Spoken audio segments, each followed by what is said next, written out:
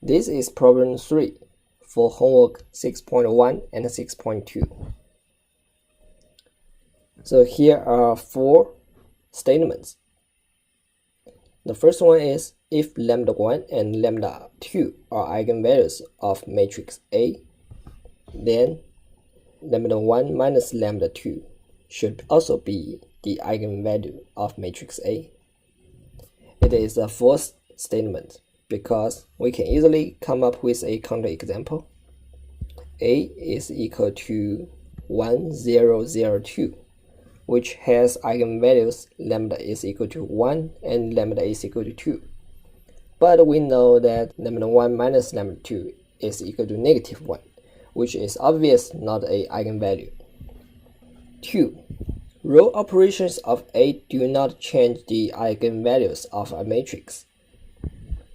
This is also not true, because to find A eigenvalues, you will work with A minus lambda I. So if you do the row reduction for matrix A, you will get a matrix B. Then you would have to find the eigenvalues of matrix B instead of matrix A. 3. If 0 is the only eigenvalue of A, then A must be a matrix containing only zeros.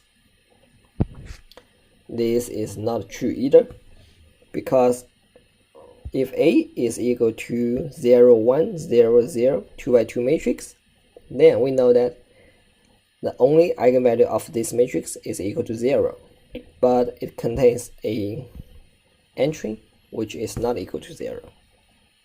4. If 3 is an eigenvalue of A, then 27 is an eigenvalue of A cubed. This is true.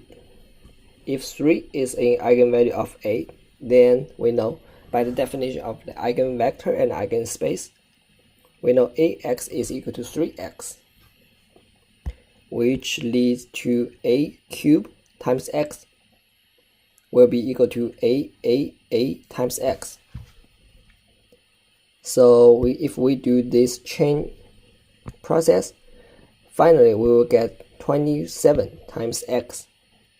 So we will have A cubed x initially is equal to 27x finally, which means 27 is an eigenvalue of A cubed.